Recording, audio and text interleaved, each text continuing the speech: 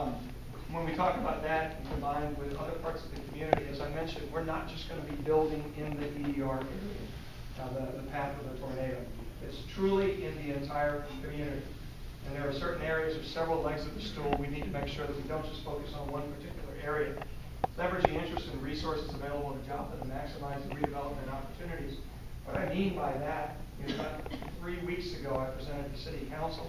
And we were talking about a number of funding programs, federal, state, and local programs, that out of the first $800 million, we had already secured about $300 million of capital from different grant programs. Grant is the best possible type of a program where you don't have to pay it back. And that's the type of capital that we enjoy dealing with. And so leveraging on the relationships that the city has is extremely important. Addressing housing needs, just from a hierarchy of needs perspective, people want to get back in their home. They want to get back in their community, in their neighborhoods. Whether they're living in a FEMA trailer, whether they're living with a loved one, that is one of the first areas of focus. We'll talk about that in a moment. Leveraging the other existing needs in other planned projects. Again, there were a number of things that we looked at, so as to whether it was parks, recreation activities, things that the city was going to be building 5 or 10 years down the road. How can we accelerate that through a public-private partnership? And we've done that. Support ties to downtown redevelopment. I will tell you, we've been involved in a number of downtown redevelopments. So goes downtown, so goes a community. Jane was talking about Waco. Back in 1953, a tornado went through and wiped out the downtown area, killed over 100 people, the 11th worst tornado in American history. They never rebuilt it. In 1953, so back in around 2003, 2004, when we first got there, their downtown population was less than 30 people for a community of over 200,000. Sure, you had Baylor University, but downtown was dead. We invested in the downtown area, again in a time when people said, you're going to lose your shirt, this is terrible. But our investment in downtown breathed new life into the area. And our $80 million of investment has stimulated over $300 million of fresh capital, all within a 5 or 6 city block area of what we did. That is now the place to go. And it kind of rebuilt the downtown area. And there's been significant effort in the downtown area here, and we want to continue to do that. We want to continue to focus on that. The education facility that Gary was talking about, to be able to bring 260 jobs, to be able to bring over 600 students full-time in that area, that's significant from an economic perspective. Quality of life and CART recommendations. Again, we constantly go back and look at the plans that were done, plans that were recommended, the design charrettes, all the things that were done with the CART, because we need citizen input. It can't be a developer-driven project. I mentioned that. It has to be a community-driven. And then last but not least, the economic development aspect of things. You'll see us talking about homelessness. You'll see us talking about crime issues. But everywhere that we're focused on is how can we grow the overall economy here. We want to work with this community so that this community can become a magnet for major corporations to get here. And I know that you take a look at virtually every city that had an event such as a tornado, an earthquake, a hurricane. Generally speaking, you never get back to the pre-event population. New Orleans is still 35% down. Generally, you will never get back to that pre-event. Not only are we going to do that here, we're going to do it within a 3 to 5 year period of time. And because of all these tools to make it, quote, a cool place to come and bring your company, a wonderful place to live, a wonderful community, those are the things that we're going to be focusing on. This is the $800 million, the first $800 million of projects. Like I said, there's 19 projects that we have all in all here, and we have over 20 additional projects that are behind this that we just haven't got to the point where we're ready to start talking about these. I'm going to talk about these just one at a time very quickly. Land acquisition, there's over 8,000 parcels of land in the EDR. And sure, you can go out and buy a 50-foot lot, but you can't build an assisted living, memory care, medical office, other type of multifamily, commercial, medical office. You can't do that on a 50-foot lot. So we are using the Joplin Redevelopment Corporation which is an entity that's been around since about 2000. Historically, it was out there to buy right of way so that if the city was looking to widen the street or other type of a purchase such as that, but the Joplin Redevelopment Corporation capitalizing it for $30 million. And about 2.5 weeks ago, we had a board meeting, and basically the business plan, the policies, procedures, standard contracts, all of that was approved. And so now we're open for business. And by this Friday, we will have made what we believe will probably be somewhere around $15 million of offers to acquire land. Those $800 million of projects, as I mentioned, we know who our partners are going to be. We know where the capital is coming from. We just don't know where we're going to build it. We haven't bought the land yet. That's this process here. So we're moving forward with that very quickly. From a market rate standpoint, we early on went out and started talking to it was the 8th largest home builder in America. And it's somebody that we've done business with over the years. And we basically said, we can accumulate the land, we can aggregate it, but we would need some assistance as it relates to bringing capital to the city of Joplin to start building single-family homes. As we started moving forward on this, we got a commitment from them very quickly. But again, in working with the Home Builders Association, the Tri-State Area Contractors Association, it is clear that the capabilities are here locally.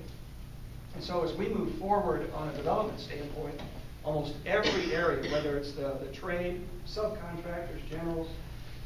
You're not certain?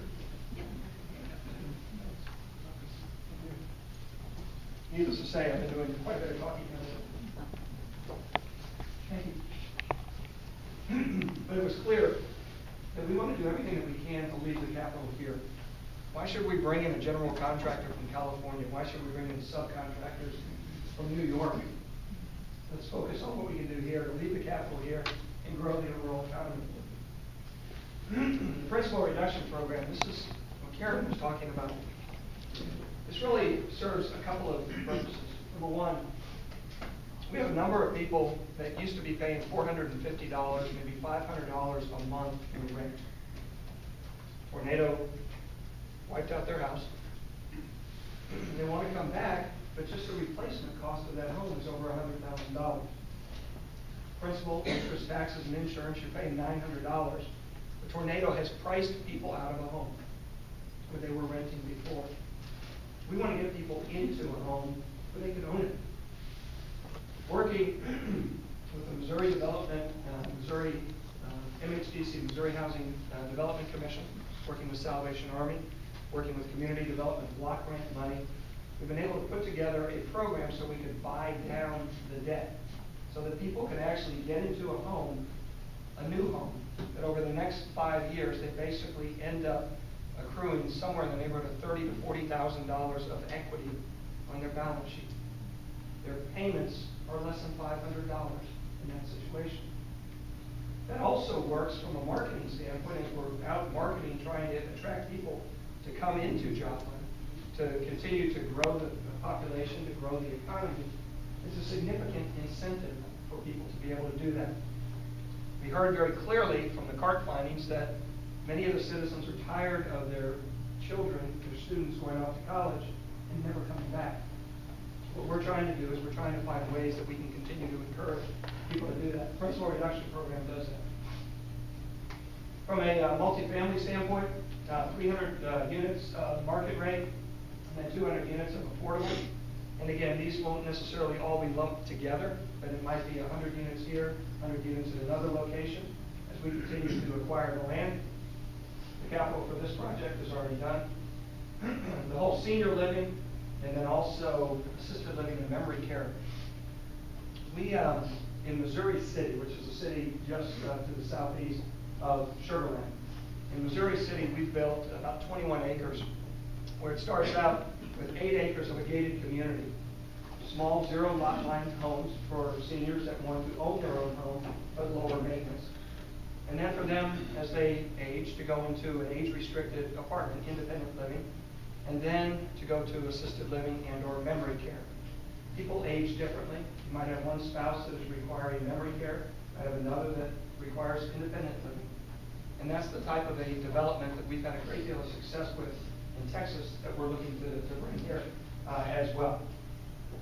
Salvation Army, as I mentioned before, Salvation Army is coming with significant capital. On that whole principal reduction program, they're coming with $3.5 million of grant capital. And once we conclude that, there's another $10 million on the footsteps, on the heels of that. Salvation Army wants to be very helpful. We're working with them on transitional housing to help in the homelessness situation here. How can we get homeless people into a situation where they can have shelter, but they can also be educated from a workforce development standpoint? The mixed-use residential over retail. Again, we heard children are going off to college. What can we do to attract them to come back? As you talk to the demographics of youth that are graduating, they want the loft style. They want the loft living over retail. It's kind of an urban setting that people are looking for. We've had a great deal of success with some of the projects that we've done where we've had loft over retail. And to be able to do that here, we've got 2 locations that we're looking to build loft over retail. So you got loft living retail, you got commercial restaurants, and in both cases you have an anchor type of a development that attracts people, attracts foot traffic into that area. That's what we're focused on here. Any community that loses 60% of its medical infrastructure obviously is in need of medical office buildings. We're having conversations with people as size, and on average, probably about 80,000 square foot average facilities. I'm not talking about building just a 15,000 square foot, but something that can be viewed as an anchor. A facility that we might spend $50 million at a certain intersection that then becomes a magnet to be able to attract other restaurants, retailers that fill in along the major arterials. And it becomes a magnet to be able to attract that capital. No different than what we saw in Waco, where we invested $80 million, but over the last 5 or 6 years, about $300 million has invested alongside of us. Neighborhood infrastructure. Many of these programs that we talked about, whether it's the principal reduction program, market rate, it's what the CART findings were. How can we have a home that basically has a front porch? How can we have a home that has trees, a sidewalk, streetscape, overall park system that basically connects with an already existing very robust park system here? This neighborhood infrastructure, that's about $8 billion of community development block grant money that the city has already secured that capital from community development block grant. And so the last thing we want is having 2 homes, yet a home that's already been built with no sidewalk. We want to make sure that the fabric of this community is connected by trail systems as well as by